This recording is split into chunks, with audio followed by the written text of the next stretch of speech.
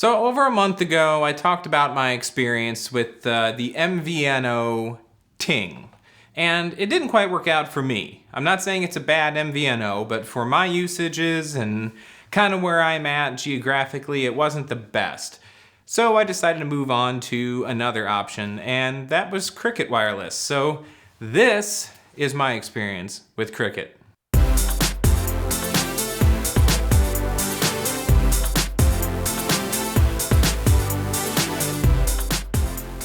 Hello everybody and welcome to Tech Uploaded. I am Chris and yeah, it's time to talk about MVNOs. Now, if you're not familiar with the concept of an MVNO or a mobile virtual network operator, go ahead and check out my video on my review for Ting. I kind of go over it in that. So the link for that will pop up somewhere on the screen here, or you can click down in the description below to head over there and check that out.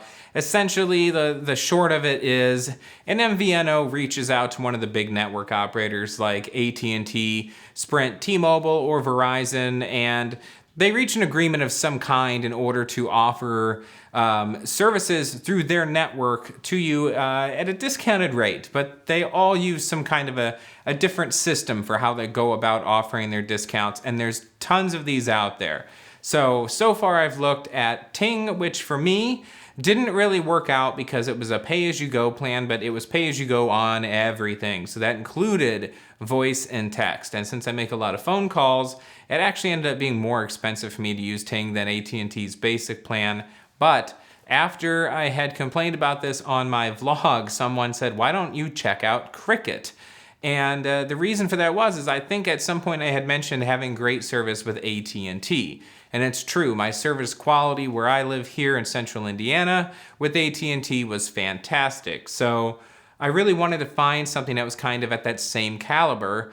And they were like, hey, Cricket's on AT&T's network. I've had them for a long time, check them out. So I headed over to Cricket's website, looked at their plans, saw that it was unlimited talk and text, so that was a good thing. And then I saw that their data pricing was actually pretty darn competitive too. So before I really get into my experience with it, let's first head over and take a look at the plans that they offer as of today, or I should say late November 2016.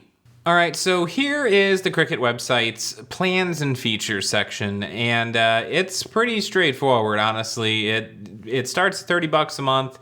It goes all the way up to $70 a month if you want to do unlimited. But I mean, for me, this makes sense as far as the way to price things because there are a lot of different tiers. They're all fairly affordable, and this $30 one is actually the one I'm on right now.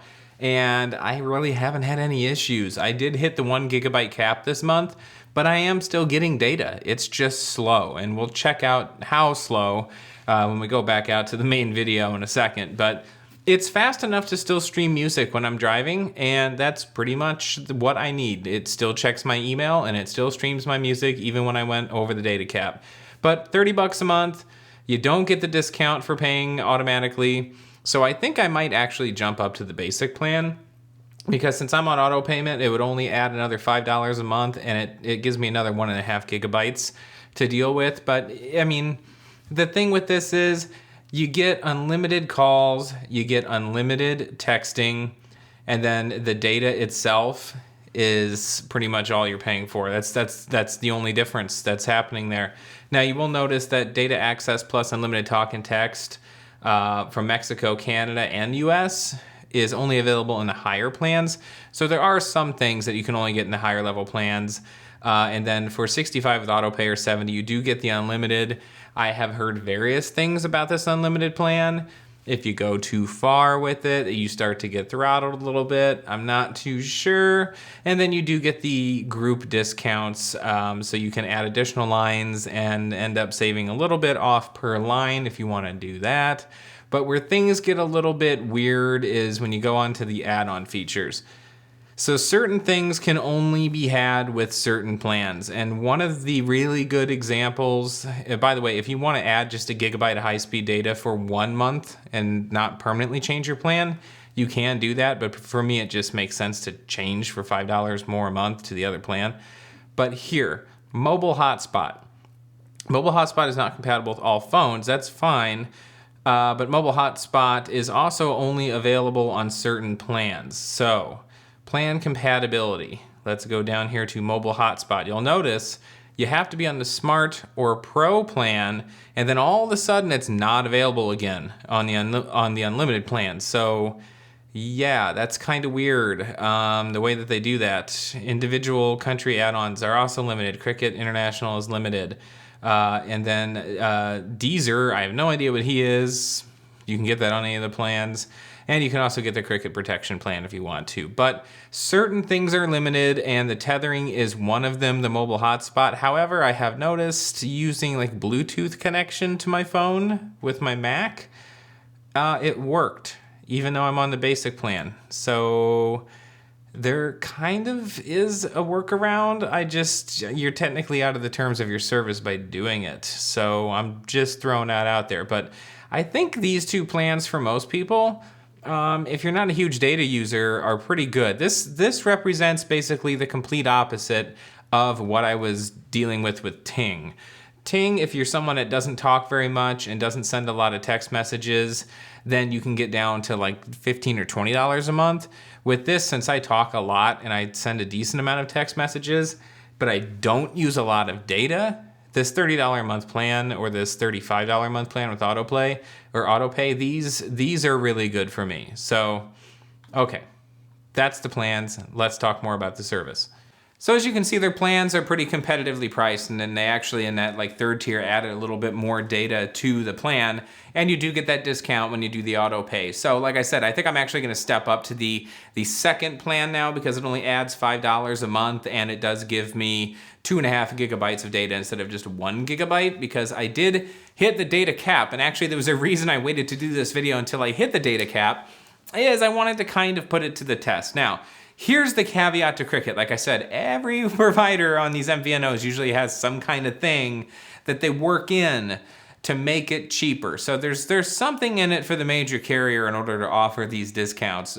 They get the volume of, a whole bunch of customers coming their way for not having to really put out a lot of money, because the MVNO handles, giving them the money as far as the customer base goes. But there's usually something else involved. In the case of Cricket, it is the fact that you are capped at 8 megabits per second on your internet speed. So for me, that's not a problem because it's more than enough to be able to stream video, to stream music, for my emails, for my attachments, for all of that stuff. It's not a problem at all. However, if you're somebody that needs really high speed LTE data, then Cricket's not really gonna be your best bet. That being said, when you hit your cap, you still get data. You just get limited data. So now that I've hit my cap for the month, it's time to go ahead and drop off of my Wi-Fi connection and run a little bit of an internet speed test here and see. Now I have run this speed test before, and I am getting just a little bit over 8 megabits per second actually when I am using this before I hit the data cap. So their advertised speeds are what they give you, so that there's nothing to worry about there. It's just not the fastest speeds in the world, but you get what you pay for. But it's reliable service. It's just not super fast service. So the speed test already is having a hard time even doing the ping test. So it's we're talking edge network speeds here, probably 168 ping, and yeah, you can see it is slow. Once you hit that data cap, things really slow down. We went from 8 megabits to, what are we gonna clock in at here? 0.14 megabits. However, the upload, they do not hold back on the upload. Even when you hit your data cap, the upload speeds are still just flying along just fine. So uploading's not a problem at all. Actually, the upload speed I'm getting through Cricket is almost as fast as what I'm getting on my $90 a month internet plan through Bright House Networks. That's 10 up, and I just got 9.27 up on Cricket. So maybe I need to just go over my data cap and then tether Cricket in through my little secret tethering through the Bluetooth and do my uploads. That they would definitely catch on to that, because I'm uploading 13 and 14 gigabyte files to YouTube. But anyway, so when you hit your data cap, you get this weird data range. Your downloads are 0.14 megabits per second, but your upload is still 9 megabits per second. So the upload is faster than even the download is before you hit the data cap. So that's interesting. But anyway, like I said when I was looking at the plans, it's strange. I can still stream music with no problem. So when I'm in the car, I have no issues there. And checking email, checking Twitter, no problems. Facebook, yeah. Facebook gets stressed out when you hit the data cap. It's just not enough speed. And I think it's all the auto load videos and things like that. But when I'm not at the data cap, everything performs just fine. And when I say $30 a month or $35 or $40, whatever the plans were, that is actually what you pay. So when I open up my app for my Cricket app, it will actually show on the app. Trying to pull up something that will not show my phone number. So you can see the total amount that I have due here is $30. So there's no hidden taxes and fees or anything like that. So when it says $30, it means $30. When it says $35 with auto pay, it's $35 with auto pay. So that's another thing I really liked about it. When they show you the pricing, it's just the price. You don't have to worry about anything else. So this is not sponsored by Cricket in any way. You know, there's no money coming to me from Cricket to speak highly of it. It's just me being really cheap and not wanting to pay for the cheapest plan I could get through AT&T, which was with taxes and fees going to be around somewhere between $55 and $60. This $30 plan has been just fine, but like I said, I think I'm going to upgrade it to the $35 plan just to have a little bit more data. And that's it. So if you're okay with 8 megabits per second and you're in a good AT&T service area, I highly suggest at least going over and checking out Cricket if you're not a huge data user. And even if you are and you're okay with that speed limitation, still, maybe check them out. That $65 with auto pay $70 a month plan may be for you. So my experience with Cricket using both a Samsung Galaxy S7 and an iPhone 7 has been great. Data's been good, call quality's been good, service is exactly as it was when I was with AT&T for all those years. So if you enjoyed this video, please go ahead and click on that subscribe button. You can also head over to techuploaded.com, or you can follow me on my social media networks like Twitter, Instagram, and Facebook as Tech Uploaded. I say my social media networks like I own them. I should say the social media networks, but you get the drift. You can also shoot me an email at techuploaded@gmail.com, and of course, you know the drill. Don't be a stranger. Check back soon.